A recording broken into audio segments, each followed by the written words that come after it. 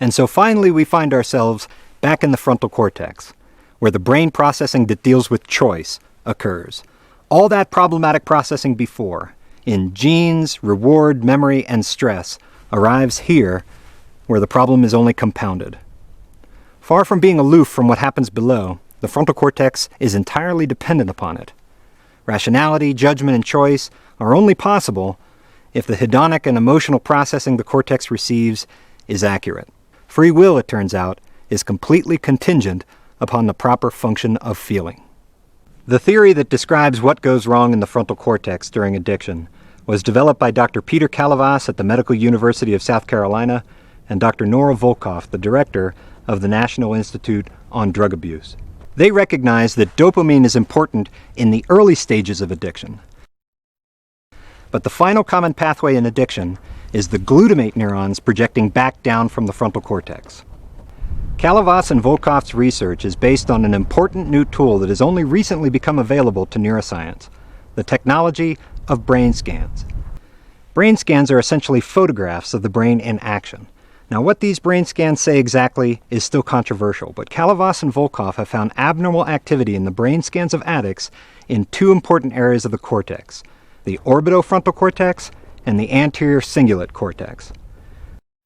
These areas are critical for emotional attachment and decision-making. Kalavas and Volkoff believe that the abnormal activity here is the basis of the overwhelming importance the brain gives to drugs and the uncontrollable urge it feels to seek them. In addiction, the normal top-down control of the cortex over the midbrain simply fails. The addict's prior commitment to quit, their memory of what happened the last time they drank or used drugs, the love they feel for their family, the knowledge of the punishment they know awaits them if they relapse, when the cortex fails, these things are invisible to the addict.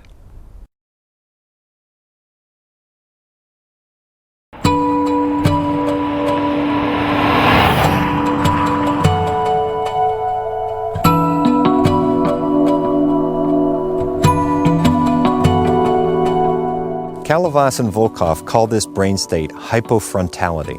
What was once a healthy, functional, decision-making frontal cortex is reduced to a shadow of its former self. Overactivity in some areas of the brain, and in other areas, desolation.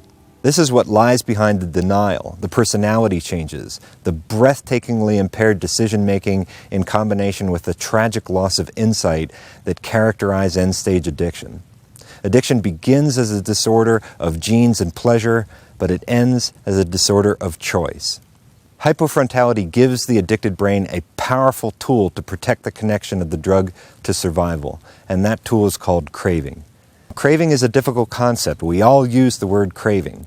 When people say they crave chocolate, what they mean is they really want chocolate a lot. It's important to understand that's not what the addict means when they say they crave. Craving is an intense, emotional, obsessional experience. The addict wants to think about other things. Their brain is constantly bringing them back to the drug. They are up in the middle of the night. They can't sleep. Their pulse is at 120. They're thinking over and over again, just one more time.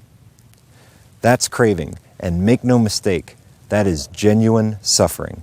And I think it's the presence of craving that defeats that choice argument. You remember the choice argument. Addiction's not a disease because the addict can quit anytime he wants. Go ahead, put alcohol in front of the alcoholic, and when he reaches for it, you point a gun at his head, and he will choose not to drink. And that's true. With a gun to his head, the addict can, in that moment, choose not to drink. But even though the addict isn't drinking or using, he's still craving. He doesn't have the choice not to crave. Once that connection of the drug to survival has been carved into the brain, you don't actually have to have drug use anymore for the disease process of addiction to be active. The choice argument fails because it measures addiction by the addict's behavior. In doing so, it misses the most important feature of addiction to the addict, the craving. The other thing the choice argument doesn't quite get is that if you put alcohol in front of an alcoholic and a gun to his head, he doesn't think, oh, I better not drink or I'll get shot in the head. No, what he thinks sounds more like this. I wonder if he'll really shoot me. I wonder if he's even got bullets in that gun. Maybe his finger will slip off the trigger. I wonder if I can get that alcohol into my brain before the bullet comes crashing through my skull. That's craving. And that experience is as miserable as it is involuntary.